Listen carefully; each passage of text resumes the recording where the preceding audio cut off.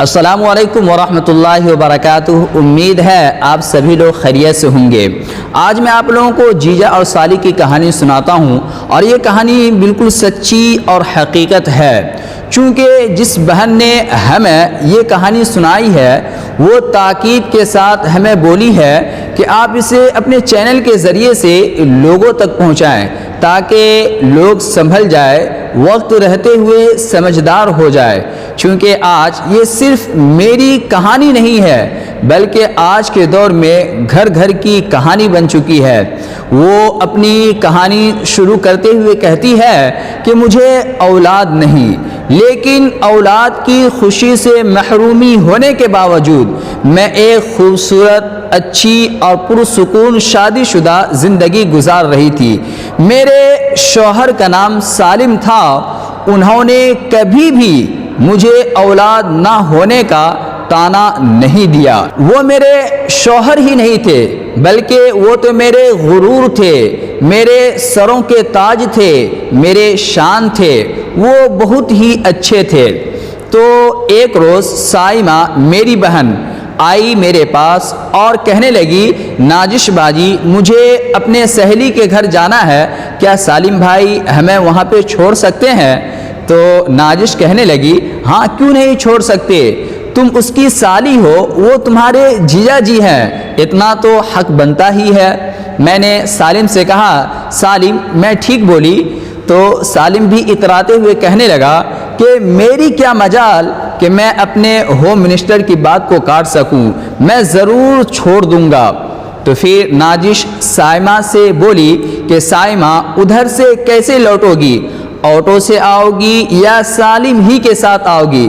تو سائمہ بھی اترا کر کہنے لگی، میں بھلا جیجا جی کے رہتے ہوئے آٹو سے کیسے آ سکتی ہوں، نہیں میں تو جیجا جی کے ہی ساتھ آؤں گی۔ اس سے پہلے کئی مرتبہ سائمہ سالم باہر جا چکے تھے، سائمہ اپنے جیجا کے ساتھ باہر جاتی رہتی تھی۔ ایک روز میری ماں مجھ سے بولی کہ سالم کے ساتھ سائمہ کو بھیجنا مناسب نہیں ہے۔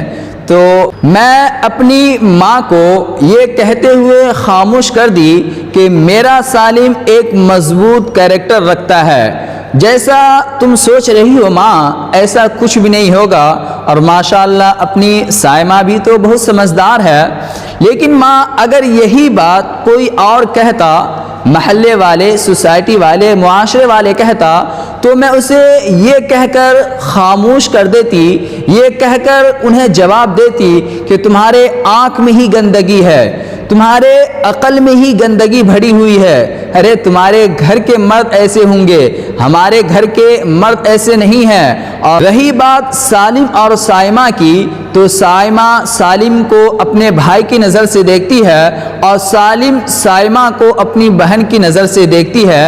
میں سالم اور سائمہ پہ اتنا بھروسہ کرتی ہوں، اتنا بھروسہ رکھتی ہوں، ان دونوں پر مجھے اتنا اعتماد ہے کہ اتنا اعتماد تو مجھے سگے بھائی بہن پہ بھی نہیں ہے۔ بہرحال یوں ہی دن گزرتے رہے، یہاں تک کہ مجھے جب سالم اور سائمہ مذاق کرتی تھی تو مجھے اچھا لگتا تھا، جب وہ ایک دوسرے سے نوکا جھوکی کرتی تھی تو مجھے بہت اچھا لگتا تھا۔ میں سوچتی تھی جیجا سالی ہے، ویسے ہی مذاق کر رہے ہیں، مستی کر رہے ہیں۔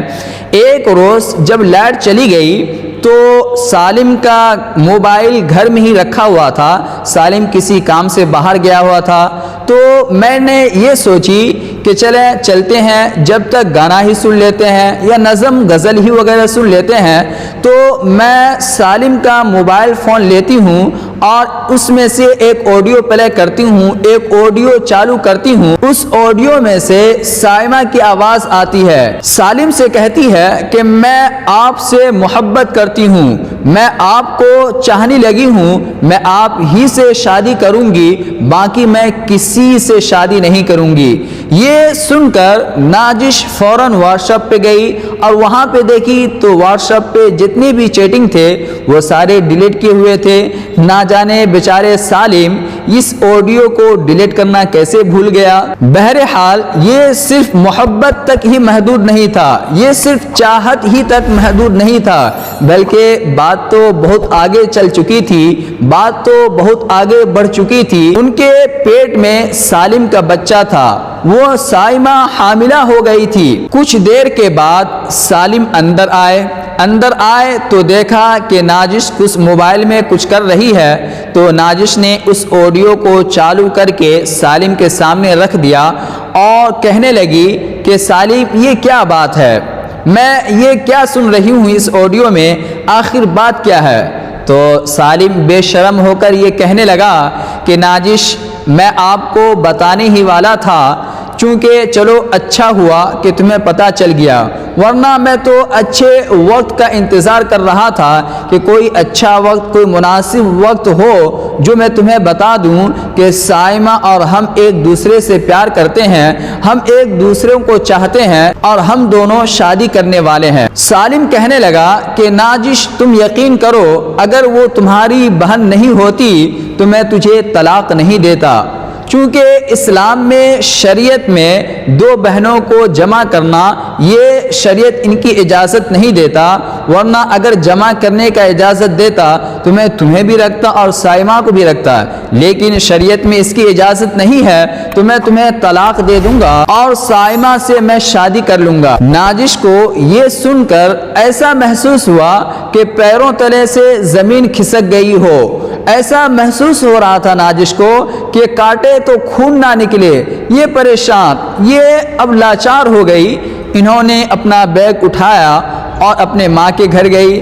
وہاں پر جانے کے بعد سائمہ سے ملاقات ہوئی تو سائمہ کو 2 تھپڑ ناجش مارنے کے بعد ناجش اپنے بہن سے کہتی ہے کہ تمہیں میرا ہی گھر برباد کرنے کو ملا تھا، تو میرے ہی شوہر کو ڈس لی، میرے ہی گھر کو اجاڑ لی۔ تو سائمہ کہنے لگی کہ تم پریشان نہ ہو، رو رو کر جب تمہارے آنسو سوکھ جائیں گے تو تم خود اپنے سارے دکھ اور درد کو بھول جاؤ گی، اور میں اور سالم یہ کوشش کریں گے کہ تمہارا اچھے سے اچھے جگہ شادی ہو۔ ناجش کہنے لگی کہ میں سائمہ کا بال پکڑ رکھی تھی تو بال پکڑ کے میں انہیں جھٹکا دیا، تو سائمہ نے بھی مجھے دھکا دے کر روم سے باہر آ گئی، اس نے میری کوئی بھی ادب نہیں کی، انہوں نے میرا کوئی بھی عزت اور خیال نہیں کیا۔ اب میں تنہا زندگی گزار رہی تھی اور ان شعلوں میں جل رہی تھی جن شعلوں کو میں نے خود ہی ہوا دی تھی۔